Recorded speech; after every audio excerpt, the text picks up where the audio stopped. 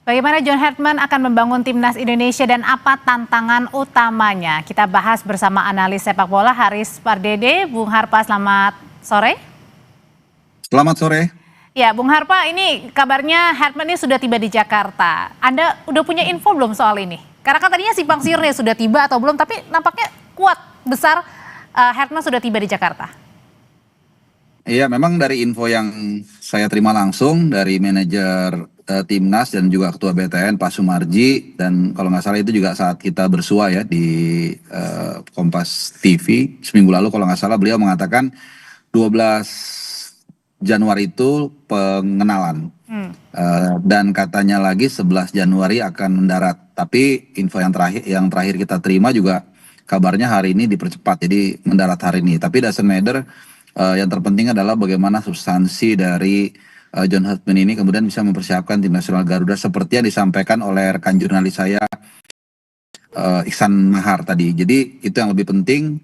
Yang pasti kita sambut dia dengan biasa-biasa saja, nggak usah terlalu over, tapi juga nggak usah terlalu menjudge bahwa oh ini akan beginilah gitu. Jadi biasa-biasa saja kita sambut beliau supaya bisa mempersiapkan beberapa checkpoint yang akan dihadapi, yaitu FIFA Series bulan Maret, lalu Juni ada FIFA Matchday, Juli ada AFF, dan juga terakhir tentunya setelah ada 2 atau 3 FIFA Matchday lagi nanti Januari 2027 ada Piala Asia. Iya, Bung Harpa, kalau kita mengingat pada 1 tahun yang lalu pada saat Kluivert tiba di Jakarta kan euforia begitu besar ya, dijemput, sangat welcoming sekali begitu pada saat tiba di bandara. Tapi kali ini tiba melalui VVIP, kemudian juga tidak ada banyak yang mengetahui, lalu kemudian nanti rencananya tanggal 12 baru diperkenalkan ke publik. Kira-kira kenapa nih, Bu?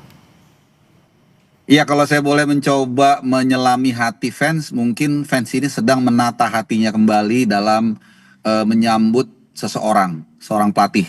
Kita masih ingat bagaimana kehadiran Patrick Kluivert saat itu dinanti-nanti, diharapkan bisa membawa Garuda terbang tinggi ke Piala Dunia, dan ternyata hasilnya kan 0 besar. Sehingga kalau saya melihat fans itu sekarang nggak mau terlalu muluk-muluk.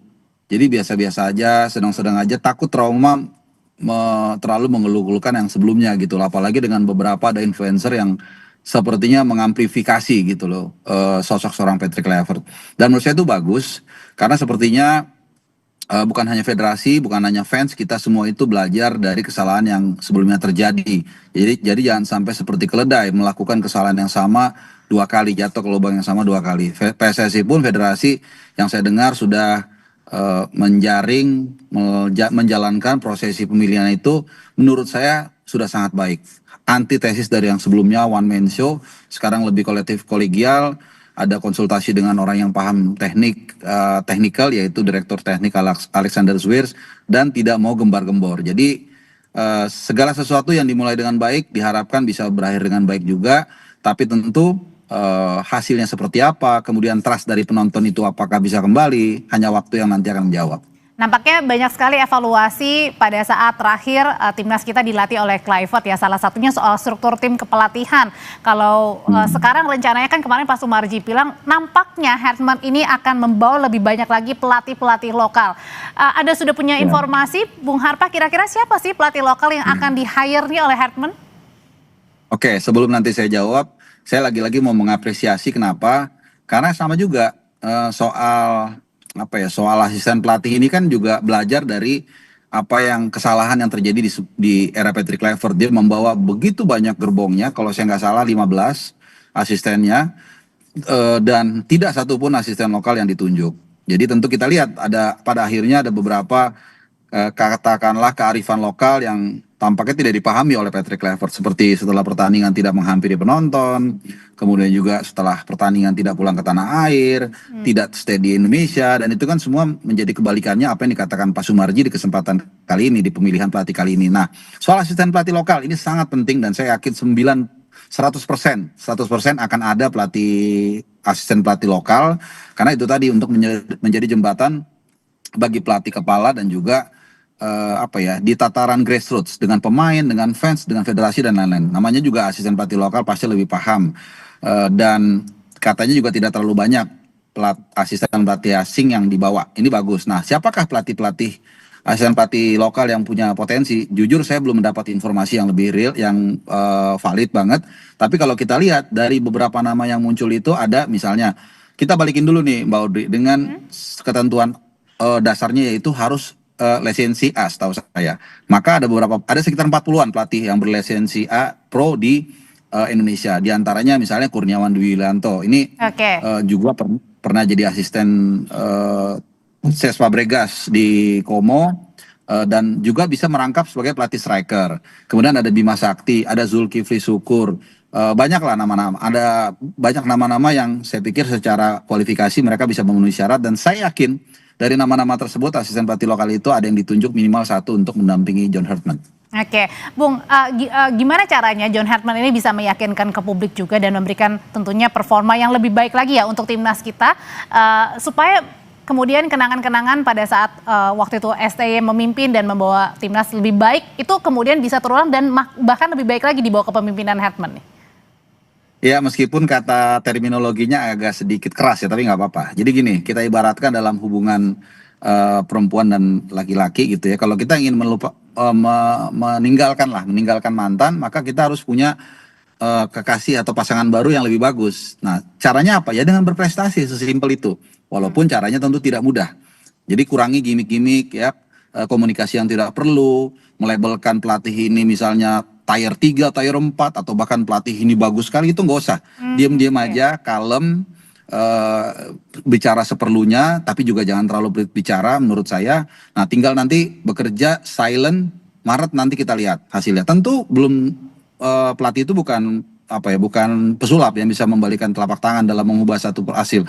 Tapi nanti kan kita lihat progresnya Mbak Audrey. Ada bulan Juni, ada bulan Juli dan seterusnya. Nah, dari rangkaian 1 tahun lah mungkin paling enggak, baru kita bisa menilai, oh I think when we are on the right track atau kembali ke era kegelapan lagi, era Patrick Kluivert. Nah, jadi kita tenang-tenang aja, biarkan mereka bekerja, mereka pun jangan terlalu banyak bicara, nanti hasil di lapangan yang akan berbicara. Kalau grafiknya itu kembali naik lagi, pasti fans akan menerima dan saya tidak ingin menggunakan kata melupakan ya, tapi akhirnya menemukan pengganti pelatih dari mulai Sintayong, Patrick Kluivert dan akhirnya John Hartman kalau dia bisa berbuat sesuatu paling enggak nanti di AFF dan juga di Piala Asia 2027.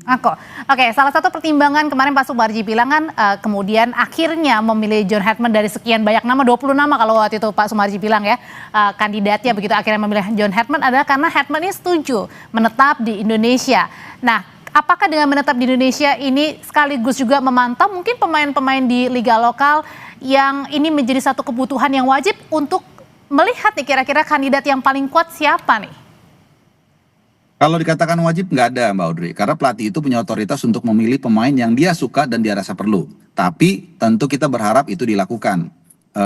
Apalagi BRI Super League kita saat ini sedang luar biasa, ada kejar-kejaran di atas kan, ada Borneo, ada Persija, Persib, lalu ada Malut, Persebaya dan lain-lain. Dan kita harapkan dari kompetisi yang memang belum sempurna juga nih, ada satu catatan juga karena terlalu banyak pemain asing. Mudah-mudahan ada bukan hanya pemain lama, pemain lokal lama, pemain Liga 1 atau Super League lama yang sudah langganan, tapi juga ada wajah-wajah baru yang bisa dipanggil atau memperkuat timnas. Salah satu yang mungkin saya lihat cukup berpotensi adalah Excel Runtukahu, pemain depan yang kita juga selama ini cari-cari dan minute play-nya juga cukup bagus di Persija. Dan ini mungkin salah satu yang bisa direkomendasikan untuk direkrut oleh pelatih John Hartman. Tapi sekali lagi tesis bahwa pelatih itu pelatih kepala harus ada di negara yang dilatih itu sangat positif sekali. Walaupun memang betul backbone tim nasional kita itu pemain diaspora kita banyak bertebaran di Eropa dan juga Amerika dan juga bahkan Thailand. Tapi mereka ini sebenarnya nggak terlalu terlalu reguler untuk dipantau. Jay Itses misalnya, Emil Laudero, Kevin Dix, Calvin Verdong. Saya pikir semua orang tahu kualitasnya seperti apa. Kalaupun perlu dilihat, dia bisa tinggal mengirim asisten pelatihnya. Tapi sebagai simbol bahwa dia adalah nahkoda, komandan suatu timnas tinggal di Indonesia. Dan kemudian tadi yang Mbak Audrey katakan untuk memantau pemain lokal kita dari BRI Super League. Saya pikir itu yang sangat fundamental dan saya sangat mengapresiasi apa yang dilakukan oleh Pak Sumarji ataupun PSSI. Oke, sambil kita melanjutkan informasinya, ini ada gambar terbaru buat Anda yang baru menyaksikan Kompas Petang. Ini adalah kedatangan dari John Hatman yang tiba melalui Bandara Soekarno-Hatta, tapi melalui ruangan VVIP begitu ya. Memang sejak tadi siang simpang siur, Hatman katanya datang hari ini, tapi kemudian sempat bilang tidak jadi. Tapi kemudian akhirnya datang, dan ini karena melalui penjagaan yang tidak ketat begitu ya. Kemudian juga ini melalui ruang VVIP yang kemudian nampaknya ini memang sekali lagi berbeda dengan euforia pada saat Kluivert waktu itu tiba di Jakarta dan langsung dikawal ya Bung ya di bandara sampai kepada sebuah hotel waktu di kawasan Senayan.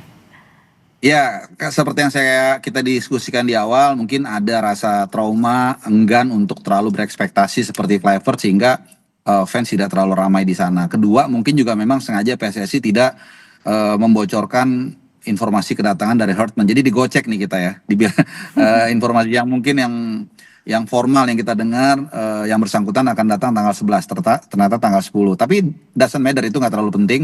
Mungkin PSSI mindsetnya adalah tidak mau gembar-gembor, tidak mau nanti terlalu kayak dieuforiakan, diluk-lukan tapi malah nanti hasilnya jeblok sehingga mereka mau cooling down. Saya pikir ini salah satu strateginya. Yang penting nanti tetap harus diperkenalkan karena itu kan standar dari semua, mau klub Liga 1, Liga 2, Liga 3, Liga 4 seluruh dunia, timnas pasti ada perkenalan resminya, dan kalau nggak meleset seperti yang kita ketahui juga yang Mbak Audrey akan diperkenalkan tanggal 12. Ya itu bagus. Jadi saya sekali lagi saya fair mengatakan untuk kali ini proses pemilihan sampai dengan proses kedatangan dan perkenalan semuanya saya pikir sudah kolektif kolegial, sudah on the right track dan tidak one man show. Dan tidak terburu-buru nampaknya juga ya. Nah itu dia, tidak terburu-buru, tidak juga menunggu ya pokoknya pas lah semua. Jadi mudah-mudahan nanti semua lancar. Oke, terima kasih untuk analisanya, analis sepak bola Haris Pardede. Bung Harpa, selamat sore.